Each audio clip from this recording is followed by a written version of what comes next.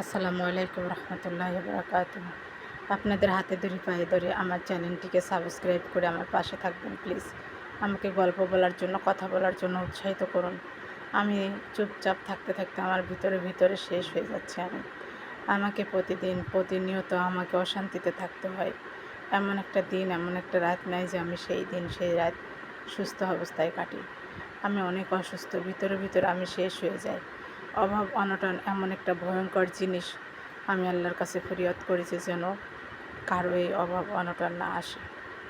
একটা মহিলা মানুষ আর মধ্যবিত্ত ঘরে জন্ম নিলে যা হয়, আমি দোয়া করি মধ্যবিত্ত ঘরে জন্ম নিলেও যেন আল্লাহ সবার ভাগ্যটা পরিবর্তন করে দেয়। আমি সবার ভাগ্য পরিবর্তন হওয়ার জন্য সবসময় দোয়া করি। ছোটোবেলার থেকে নামাজ কালাম আদব কায়দা কোরআন শিক্ষা সব কিছু শিখেছি। মাদ্রাসায় গিয়েছি, আলহামদুলিল্লাহ এই শিক্ষাটা আব্বু দিয়েছে। কিন্তু পরবর্তী জীবনটা এমন কেন হলো? সবসময় গরিব দুঃখীর পাশে থাকতে চেয়েছি, গরিব দুঃখীকে সাহায্য করতে চেয়েছি, করেওছি। পরিবারের পাশে ছিলাম। জীবনের অর্ধেকটা সময় অর্ধেকটা ইনকাম পরিবারকে দিয়ে দিছি, বাকিটা ইনকাম স্বামীকে দিয়েছি। স্বামীর হাতে ইনকাম তুলে দিয়ে বলেছিলাম আমার জীবনের শেষ ইনকাম। বয়সের ভারে শরীরটা নুচ্চ হয়ে যাচ্ছে, অসুস্থ হয়ে পড়তেছি, আগের মতো আর ইনকাম করতে পারি না, আগের মতো রাত জাগতে পারি না, তাই আমার অর্থটাকে নষ্ট করো না, তোমার দুটো পায়ে ধরি।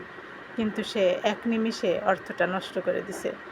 আমার 4-5 লাখ টাকা জোগাড় করতে 6-7টা বছর লাগছে, আর মাত্র 15 দিনে সে টাকাগুলো শেষ করে দেওয়া হয়েছে। আমি রাতে না ঘুমায়ে ওভার টাইম করেছি। আমার চোখ দুটো চলে গেছে, হাত পা অবশ হয়ে আসে, কাজ করতে পারি না। কিন্তু আমার শখের আর কোনো জিনিস নাই।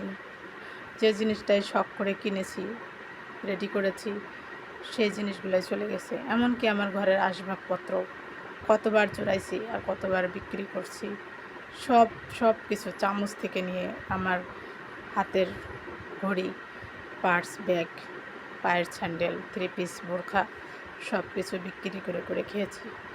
যেহেতু আমি নিজে একজন টুকিটাকি বিজনেসম্যান, ছোটোখাটো, তাই বিক্রি করার অভ্যাসটা আছে। কোনো সমস্যা পড়লেই বিক্রি করে দিয়েছি। আর বিক্রি করব নাই বা কেন? যখন একটা মানুষের সাপোর্ট পায় না, সহযোগিতা পায় না, তখন বিক্রি না করে করবে কিসে বলেন তো? পেট যে আছে, ক্ষুধা যে লাগে, আর ক্ষুধা লাগলে যে খেতে হয়, খাওয়ার জন্যই তো মানুষ এত কিছু করে। মানুষের ইমান পর্যন্ত বিক্রি করে ফেলে। কিন্তু আমার দুর্ভাগ্য বলবো না, সৌভাগ্য বলবো, ইমানটাকে বিক্রি করতে পারিনি। আজ ওই